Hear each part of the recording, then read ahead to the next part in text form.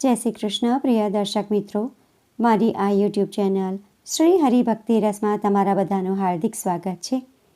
આજના વિડીયોમાં આપણે જેઠ માસના કૃષ્ણ પક્ષમાં આવતી અમાસ વિશે શ્રવણ કરીશું. વર્ષમાં કુલ 12 મહિના હોય છે. દરેક મહિનામાં અમાસની તિથિ આવે છે અને દરેક અમાસની તિથિનું પોતાનું અલગ મહત્ત્વ હોય છે. આ અમાસને ખૂબ જ મહત્ત્વપૂર્ણ માનવામાં આવે છે. અમાવસ્યાના દિવસે ગંગા કે અન્ય પવિત્ર નદીઓમાં સ્નાન કરવાનું અને દાન કરવાનું ઘણું મહત્ત્વ છે. માનવામાં આવે છે કે અમાવસ્યાના દિવસે સ્નાન અને દાન કરવાથી અખૂટ પુણ્યની પ્રાપ્તિ થાય છે.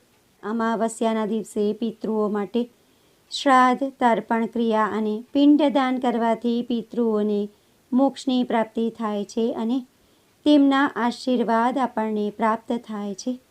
એની સાથે જ પિતૃદોષથી પણ છુટકારો મળે છે. અમાવસ્યાના દિવસે યથાશક્તિ પ્રમાણે ગરીબોને અને જરૂરિયાતમંદોને અન્નનું દાન, વસ્ત્રનું દાન તથા ધનનું દાન કરવાથી પણ અનેક ગણું પુણ્ય મળે છે અને ગરીબોને તથા જરૂરિયાતમંદોને દાન કરી અને તેનું પુણ્ય પિતૃઓને અર્પણ કરવાથી પૂર્વજો ખૂબ જ પ્રસન્ન થાય છે અને તેમના વંશજો પર આશીર્વાદ વરસાવે છે, જેના થકી આપણો પરિવાર ખૂબ જ સુખી અને સ્વસ્થ રહે છે.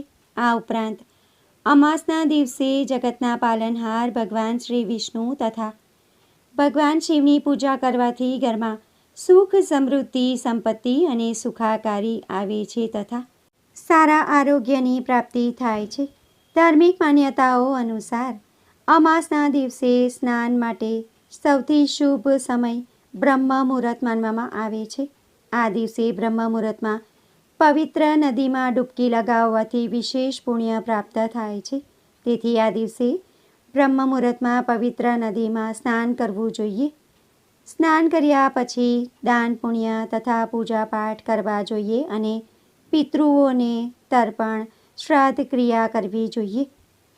જો તમે પવિત્ર નદીમાં સ્નાન ન કરી શકો તો તમે સ્નાન કરતી વખતે નદીઓનું ધ્યાન કરી શકો છો. તેનાથી પણ તમે અનેક ગણું પુણ્ય પ્રાપ્ત કરી શકો છો.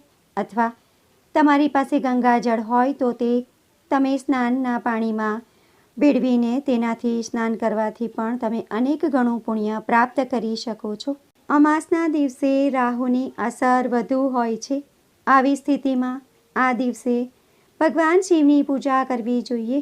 તેમજ જો કોઈ ગ્રહ રાહુને શાંત કરી શકે તો તે છે શનિદેવ. આવી સ્થિતિમાં અમાસની તિથિ પર શનિદેવની પણ ખાસ પૂજા કરવી જોઈએ. અમાસના દિવસે શનિદેવની પૂરી શ્રદ્ધા ભક્તિથી પૂજા કરવાથી શનિદેવ ખૂબ જ પ્રસન્ન થાય છે. રાહુની ખરાબ અસર દૂર થાય છે અને શનિદેવના આશીર્વાદ આપણને પ્રાપ્ત થાય છે. હવે આપણે જાણીશું કે અમાસ તિથિ કયા દિવસે છે. વર્ષ 2026માં જેઠ માસની અમાવસ્યા તિથિ 13 જુલાઈ 2026 અને સોમવારના રોજ સાંજે 6 વાગે અને 49 પર શરૂ થશે તથા 14 જુલાઈ 2026 અને મંગળવારના રોજ બપોરે 3 વાગે અને 12 પર સમાપ્ત થશે. ઉદય તિથિ અનુસાર અમાવસ્યા 14 જુલાઈ 2026 અને મંગળવારના રોજ ઉજવવામાં આવશે. આ દિવસે સ્નાન તથા દાન કરવાનું શુભ મુહૂર્ત સવારે 4 વાગે અને 30 શરૂ થઈ સવારે 10 વાગે અને 43 સુધીનું રહેશે. આ સમયગાળા દરમિયાન તમારે સ્નાન તથા દાન કરી લેવું. હવે આપણે અમાવસ્યાના દિવસે પૂજા વિધિ કેવી રીતે કરવાની તથા આ દિવસે કયા કયા ઉપાયો કરવાના તેના વિશે શ્રવણ કરીશું. જેઠ અમાવસ્યા પર ઘરના ઈશાન ખૂણામાં ઘીનો દીવો પ્રગટાવવો જોઈએ. એવું માનવામાં આવે છે કે આમ કરવાથી જીવનમાં સુખ અને સમૃદ્ધિ આવે છે. દેવી લક્ષ્મીજીના આશીર્વાદ મેળવવા માટે જેઠ અમાવસ્યા પર સવારે પીપળાના વૃક્ષને જળ અર્પણ કરવું જોઈએ. એવું માનવામાં આવે છે કે આમ કરવાથી દેવી લક્ષ્મી હંમેશા ઘરમાં નિવાસ કરે છે. આર્થિક સમસ્યાઓથી મુક્તિ મેળવવા માટે અમાવસ્યા તિથિ પર તુલસીની માળાનો ઉપયોગ કરીને ગાયત્રી મંત્રનો 108 વખત જપ કરવો જોઈએ. અમાવસ્યા તિથિ પર પીપળાના વૃક્ષની નીચે ઘીનો દીવો પ્રગટાવવો અને પરિક્રમા કરવી. એવું માનવામાં આવે છે કે આમ કરવાથી ભગવાન શનિદેવ ખૂબ જ પ્રસન્ન થાય છે. જેઠ અમાવસ્યા પર માતા લક્ષ્મીના સ્વાગત માટે ઘી અથવા સરસવના તેલનો દીવો પ્રગટાવવો, સાથે 1 લોટો પાણી ભરીને રાખવો. સાંજના સમયે ઘરના દરવાજા ખુલ્લા રાખવા. આથી નકારાત્મક ઉર્જા દૂર થાય છે અને માતા લક્ષ્મીનું આગમન થાય છે. જેઠ અમાવસ્યાના દિવસે પિતૃદેવની કૃપા મેળવવા માટે મુખ્ય દ્વાર પર સરસવના તેલનો 1 દીવો પ્રગટાવવો. માન્યતા છે કે અમાસની સાંજે પિતૃદેવ પૃથ્વીથી પોતાના લોક તરફ પાછા જાય છે. તેમને માર્ગમાં પ્રકાશ મળે તો તેઓ પ્રસન્ન થઈ અને સારા આશીર્વાદ આપે છે. ઘણા લોકો રોજ દેવી દેવતાઓની સાથે પિતૃઓની તસવીર એટલે કે ફોટા આગળ પણ દીવો પ્રગટાવે છે, પરંતુ અમાવસ્યાના દિવસે ઘરમાં જ્યાં પિતૃઓનો ફોટો લગાવેલો હોય ત્યાં દીવો જરૂર પ્રગટાવવો જોઈએ. આ શ્રદ્ધાનું પ્રતીક છે. જેઠ અમાવસ્યાના દિવસે પીપળાના વૃક્ષની પૂજા વિશેષ ફળદાયી માનવામાં આવે છે. પીપળાના ઝાડ નીચે દેવતાઓ માટે તલના તેલનો દીવો અને પિતૃઓ માટે સરસવના તેલનો દીવો અવશ્ય પ્રગટાવવો જોઈએ. આનાથી ઘણો લાભ થાય છે. આર્થિક સમસ્યાઓ દૂર થાય છે અને ઘણો લાભ થાય છે તથા આપણું આરોગ્ય સારું રહે છે. તો આ બધા ઉપાયો તમારે ખાસ કરવા જોઈએ. હવે આ દિવસે મહાદેવના મંદિરમાં તમારે દેવોના દેવ મહાદેવની પૂજા કેવી રીતે કરવાની તેના વિશે શ્રવણ કરીશું.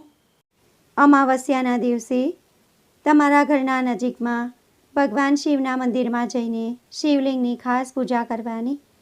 શિવલિંગ પર જળ અભિષેક કરવો તથા બિલ્વપત્ર અર્પણ કરવું. અક્ષત, અબીલ, ગુલાલ, ફૂલો અર્પણ કરવા અને ભગવાન શિવની આરતી કરવાની. તેમને ભોગ લગાવવાનો. પ્રસાદમાં તમારે કેળા, કોઈ પણ ફળ, મીઠાઈ તમે અર્પણ કરી શકો છો અને ત્યારબાદ થાળ ગાવો અને ત્યાં નજીકમાં કોઈ પીપળો હોય અથવા તમારા ઘરના નજીકમાં પીપળો હોય તો પીપળાની પણ તમારે ખાસ પૂજા કરવી જોઈએ. પીપળાને જળ અર્પણ કરવાનું. અબીલ, ગુલાલ, અક્ષત, ફૂલોથી પૂજા કરવી અને લાલ રંગનો દોરો બાંધીને ઓછામાં ઓછી 7 વાર પ્રદક્ષિણા કરવી અને પ્રાર્થના કરવી કે હે પિતૃદેવ, અમારી પૂજાથી તમે સંતુષ્ટ થયા હોય તો અમને સારા આશીર્વાદ આપો. અમારી પૂજામાં જે કંઈ પણ ભૂલચૂક થઈ હોય તે બદલ અમને ક્ષમા કરજો. અમારા પરિવારને સુખી કરજો. અને પીપળામાં બ્રહ્મા, વિષ્ણુ, મહેશ આ ત્રિદેવોનો પણ વાસ હોય છે. તો ભગવાનને પણ પોતાના પરિવારના સુખાકારી માટે પ્રાર્થના કરવાની. તમારા ઘરના નજીક શનિદેવનું મંદિર હોય તો ત્યાં જઈને પણ તમે શનિદેવની પૂરી શ્રદ્ધા ભક્તિથી પૂજા કરી શકો છો. અને જો તમારા ઘરના નજીકમાં વિષ્ણુ ભગવાનનું મંદિર હોય તો તમારે વિષ્ણુ ભગવાનની પણ પૂરી શ્રદ્ધા ભક્તિથી આ જ રીતે પૂજાપો લઈને પૂજા કરવી જોઈએ. અને જો તમે મંદિરે ન જઈ શકો તો તમારા ઘરના મંદિરમાં તમે ભગવાનની પૂજા કરી શકો છો. અને ત્યારબાદ ગરીબોને યથાશક્તિ તમારે અન્નદાન, વસ્ત્રદાન અને ધનનું દાન કરવાનું. અને ગાયને ઘાસ, રોટલી અને ગોળ પણ ખાસ ખવડાવવાનું. અને આ પુણ્ય તમારા પિતૃઓને અર્પણ કરવાનું, જેથી તેમને મોક્ષની પ્રાપ્તિ થાય અને પિતૃઓના આપણને સારા આશીર્વાદ મળે, જેથી આપણો પરિવાર સુખી રહે અને આપણને સારું આરોગ્ય પ્રાપ્ત થાય. તો ભક્તો, આજના વિડીયોમાં આપણે અમાવસ્યા તિથિ કયા દિવસે છે તેના વિશે શ્રવણ કર્યું અને અમાવસ્યા તિથિનું મહત્ત્વ શું છે, આ દિવસે શું કરવું જોઈએ, શું ન કરવું જોઈએ તેના વિશે શ્રવણ કર્યું. આશા કરું છું કે વિડીયો તમને ઉપયોગી લાગ્યો હશે અને પસંદ પડ્યો હશે. જો વિડીયો તમને ઉપયોગી લાગ્યો હોય તો આ જાણકારી બીજા લોકો સુધી પણ પહોંચાડજો, જેથી બીજા લોકો પણ જાણકારી મેળવી શકે.